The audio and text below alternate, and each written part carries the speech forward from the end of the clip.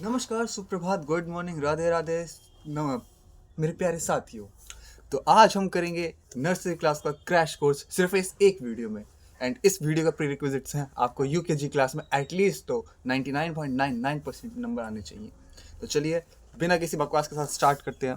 सबसे पहले आज का हमारा टॉपिक रहेगा केटीजी इक्वेशन, यानी कि इसका नाम रहेगा काइनेटिक गैस इक्वेशन। जो पेपर में डिट्टो आ जाएगी ऐसी, आपको कह देगा काइनेटिक गैस इक्वेशन को प्रूव कर दीजिए। या फिर अगर आपको किसी भी क्वेश्चन में ऐसे 3 कीवर्ड्स दिखते हैं, यानी कि काइनेटिक या फिर गैस या इक्वेशन, या इसको प्रूव करना, फलाना निमकाना, तो आप इस इक्वेशन को प्रूव कर सकते हैं। देखो, इस पूरी इक्वेशन को प्रूव करने के चार सिंपल से स्टेप्स है, और हम आपको चारों के चारों स्टेप याद कराएंगे। सबसे पहला स्टेप है इमेजिन अ क्यूब। सबसे पहले हम एक क्यूब को इमेजिन कर लेंगे। सेकंड स्टेप में momentum change by one molecule निकालेंगे। आपको ये सब स्टेप्स याद रखने हैं, एग्जाम में लिख के नहीं आना, लेकिन अपने अंडरस्टैंडिंग के लिए याद रखना है, सो दैट आप एग्जाम में भूले नहीं। Momentum change by one molecule, then हम थर्ड टाइम पे निकालेंगे force change by N molecules. इन सब का मतलब आपको समझ नहीं आ रहा होगा, कोई नहीं, आपको बाद में समझ आ जाएगा। By N molecules. Then fourth step में हम निकालेंगे pressure change by N molecules. Pressure change by N molecules. And हाँ, इसकी एक प्रीरिक्विजिट ये भी है कि आपको काइनेटिक गैस थ्योरी के पोस्टुलेट्स पता होने चाहिए। सो अगर आपको नहीं पता तो कोई दिक्कत नहीं, अगली वीडियो देख लीजिए, आपको पता चल जाएगा। अगली वीडियो इन द सेंस अभी वो रिकॉर्ड नहीं हुई है, तो अगर कभी रिकॉर्ड करके मैं भेजता हूँ तो ठीक है, अदरवाइज आप गूगल कर सकते हैं काइनेटिक गैस थ्योरी के पोस्टुलेट्स को। तो देखो, जो हमारे फाइनल फॉर्मूला आता है ना, वही आता है P=1/3 mc²बार। हमको ये फाइनल इक्वेशन प्रूफ करनी है, ठीक है। और ऊपर वाले 4 स्टेप्स का यूज़ करके, ये 4 स्टेप मैंने खुद से बनाए हैं, तो आप मेरे को शाउट आउट दे सकते हैं इस बारे में। तो चलिए स्टार्ट करते हैं। सबसे पहला imagine a cube, momentum change by one, force change by N. हाँ ठीक है, चलो ठीक है। सबसे पहले क्यूब को इमेजिन करते हैं। हाँ, ये भले क्यूब जैसा दिख ना रहा हो, लेकिन दिखने से क्या रखा है, ठीक है। हमने एक क्यूब को इमेजिन कर लिया, एक सुंदर सा क्यूब हमने इमेजिन कर लिया, जिसकी साइड एल लेंथ की है, मतलब सारी साइड्स एल लेंथ की है, क्योंकि ये क्यूब है। इसके अंदर एक मॉलिक्यूल है प्यारा सा इस कोने पे, ठीक है। तो सबसे पहले हम क्या करेंगे, मॉलिक्यूल का जो मास है वो m है, मॉलिक्यूल की जो स्पीड है, नॉट वेलोसिटी, ये स्पीड, वो c है। और उसके बाद साइड ऑफ द बॉक्स है वो l है। ये 3 वेरिएबल्स आपको समझ आएगा जो हमने एजम्पशंस लिए। चलो अब प्रूफ करना स्टार्ट करते हैं। सबसे पहला, एक्चुअली ये तो जीरो पार्ट था, ये जीरो पार्ट था, आप इसको बस ये मान लीजिए कि ये करना ज़रूरी है। तो जो सबसे पहला है, हमने मान लिया दैट मोमेंट द व्हेन, ये मॉलिक्यूल ना इस कोने से, ये दीवार के इस पार्ट पे बैठा है ना, यहाँ इस सेंटर से आके इस सेंटर पे आया और टकराया, और यहाँ से टकरा के वापस चला गया और वापस यहाँ पे आके टकरा गया, ठीक है। तो ये आना और जाना किया इस बच्चे ने, return motion. So initial momentum during travel, initial momentum of molecule during travel from A to B. आप इसको ए पॉइंट कह सकते हैं, इसको बी पॉइंट कह सकते हैं। तो वो होगा mc1x। हमने नर्सरी क्लास में पढ़ा था, जैसे कि आपने पढ़ा होगा नर्सरी क्लास में, मोमेंटम क्या होता है, P=mv, m यानी कि मास, v=वेलोसिटी। अरे रे दोस्तों, 2 सेकेंड। तो दोस्तों, आई एम बैक। मेरे हेडफोन की बैटरी डिस्चार्ज हो गई थी, सारी प्रॉब्लम पता नहीं इसी टाइम पे क्यों आती है। खैर छोड़ो इस चीज़ को। तो देखो, हमने नर्सरी क्लास में पढ़ा था momentum equals to mass into velocity. इसका मास m है और इसकी वेलोसिटी c1x है। c1x यानी कि c इसकी स्पीड है, और 1 और x मतलब ये x डायरेक्शन में मूव कर रहा है, और पहला मॉलिक्यूल है। 1 का मतलब अगर c2x होता यानी कि दूसरा मॉलिक्यूल x डायरेक्शन में, अगर c2y होता तो मतलब दूसरा मॉलिक्यूल y डायरेक्शन में।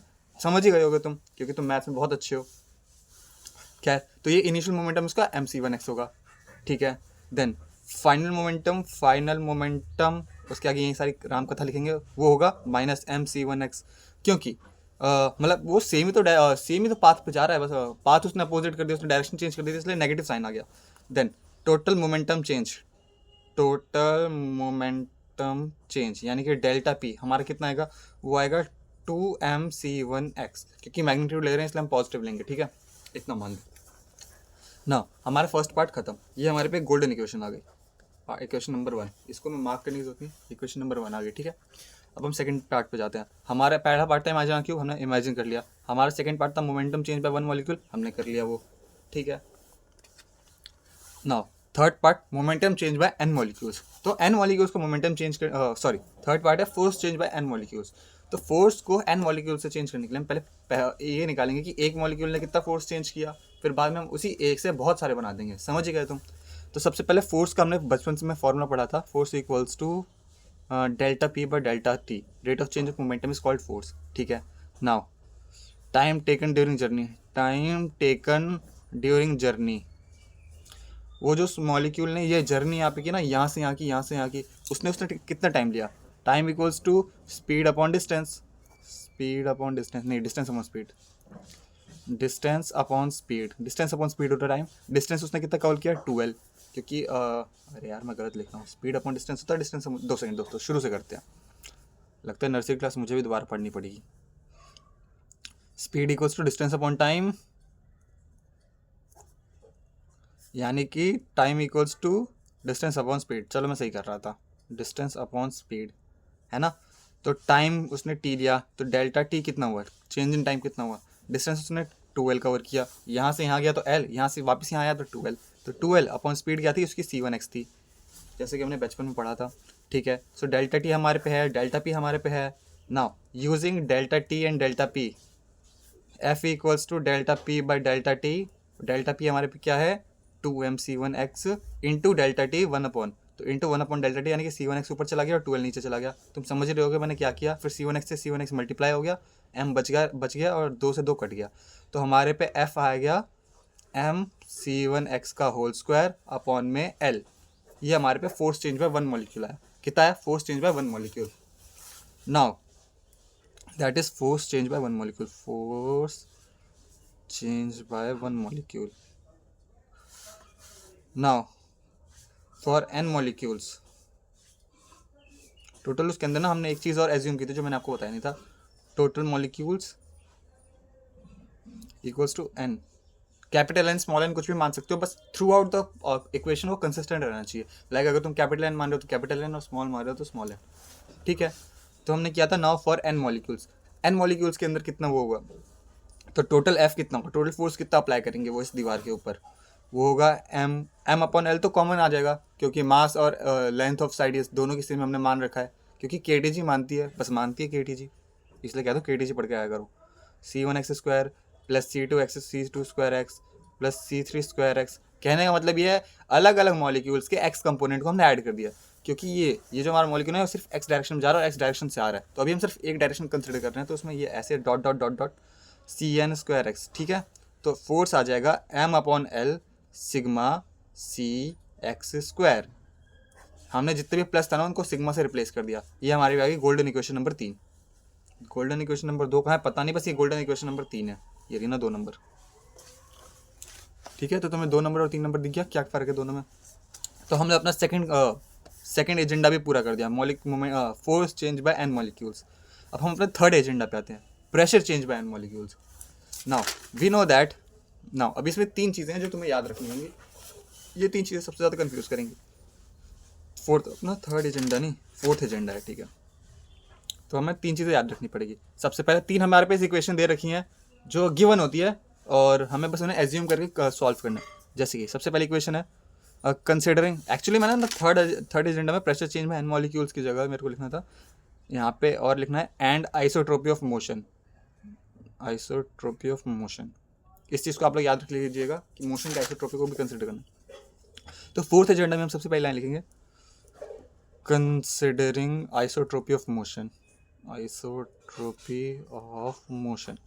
कहने का अर्थ ये जो हमारा मोशन है वो बहुत ज़्यादा रैंडम है, यानी कि जो मॉलिक्यूल है वो एक्स में भी जा सकते हैं, वो वाई में भी जा सकते हैं, वो जेड में भी जा सकते हैं, तो तीनों में उसके जाने की प्रोबेबिलिटी सेम है। तो sigma C X square equals to sigma C Y square equals to sigma C Z square, यानी कि जितना वो एक्स में जाएगा ना उसका टोटल समीशन वो बराबर होगा वाई के और वो बराबर होगा जेड के, ठीक है। Also C one square equals to C X square plus C Y square plus C Z square. कहने का अर्थ ये जो टोटल उसकी नेट वेलोसिटी होगी वो एक्स कंपोनेंट और वाई कंपोनेंट और जेड कंपोनेंट के स्क्वायर के सम के बराबर होगी, ठीक है। ये चीज़ वेक्टर रेजोल्यूशन में पढ़ी थी, बस ये चीज़ होती है और ये भी चीज़ होती है। नाउ कंबाइनिंग अबव टू हमारे पास क्या है, हमारे पे इन दोनों को कंबाइन करके हमारे पे क्या आता है, हमारे पे आता है sigma C square equals to sigma C X square plus sigma C Y square plus sigma sigma क्यों नहीं बन रहा मेरे से, सी जेड स्क्वायर, मतलब हमने इन सबको सम कर दिया। एंड क्योंकि C X square equals to C Y square equals to C Z square, तो मैं इन तीनों को बराबर करके 3 times of sigma C X square लिख सकता हूँ। तो sigma C square equals to 3 times of sigma C X square, यानी कि सिग्मा सी स्क्वायर 1/3 ये डिवाइडेड में चला गया equals to sigma C X square. ये हमारे पास आ गई गोल्डन इक्वेशन नंबर 4। ये इक्वेशन सबसे ज़्यादा इंपॉर्टेंट है, ठीक है। Now pressure changed by all molecules, pressure applied by all molecules, pressure applied by all molecules। हमारे पे फोर्स आया था equals to force upon area. Force हमारे पे कितना आया था पीछे, हम पीछे जाएंगे हमें देखेंगे फोर्स ये आया था m/l sigma C X square, ठीक है। तो आएगा m/l sigma C X square multiply area, divide area से डिवाइड करना है। एरिया क्या होता है, एरिया होता है एल स्क्वायर। ये क्यूब की एक साइड का एरिया कितना होगा, एल स्क्वायर ही तो होगा। हमने नर्सरी क्लास में पढ़ा था, इसलिए कहते हैं नर्सरी क्लास पढ़नी इंपॉर्टेंट है। तो ये आंसर फाइनल क्या होगा, m/l³ sigma C X square. L cube होता है वॉल्यूम, जैसे कि हमने पढ़ा था। तो m/v sigma C X square and sigma C X square को हम सिग्मा सी स्क्वायर से रिप्लेस कर सकते हैं यूजिंग इक्वेशन नंबर 4। हमारे पे आ जाएगा P इक्वल्स टू m/v, ये P के बराबर है सब कुछ, प्रेशर प्रेशर प्रेशर। तो हमारे पे आ जाएगा pressure equals to m/v sigma C square bar sigma C square 1/3 1/3। मतलब ये जो C X square fourth equation है ना, इसको सिग्मा सी एक्स स्क्वायर को यहाँ से उठा के यहाँ से प्लॉट कर दिया, तो हमारे पे ये चीज़ आ गई, ठीक है। अभी हाफ बेकेड है, ठीक है। Now using N C square bar equals to sigma C square, ये एक चीज़ होती है जो हम पढ़ेंगे अभी जब डेरिवेशन करेंगे, इसकी भी हम डेरिवेशन करेंगे, बट ये चीज़ एग्जिस्ट करती है। बस ये मान लो कि average mean square velocity, this is called mean square velocity. तो इसको इक्वेशन को यूज़ करेंगे तो हमारे P आ जाएगा 1/3 m/v एन सी स्क्वायर बार। तो ये जो सिग्मा सी स्क्वायर था ना, उसको हमने एन सी स्क्वायर बार से रिप्लेस कर दिया। तो हमने टोटल 3 चीज़ें की। सबसे पहले तो हमने ये जो सिग्मा सी एक्स स्क्वायर है ना, उसको सिग्मा सी स्क्वायर बार से रिप्लेस कर दिया। फिर सिग्मा सी स्क्वायर को हमने एन सी स्क्वायर बार से रिप्लेस कर दिया। तो हमारे फाइनल प्रेशर आ गया 1/3 mnc²/v। सॉरी दोस्तों, मैंने गलती कर दी थी पीछे, यहाँ पे डिवाइड में v भी आएगा, पता नहीं क्यों बार बार v को भूल जाता हूँ मैं। खैर, आप इस v को ना भूलिए। और ये हमारी डेरिवेशन हो चुकी है कंप्लीट। खुश रहें, स्वस्थ रहें और वीडियो को देखते रहें।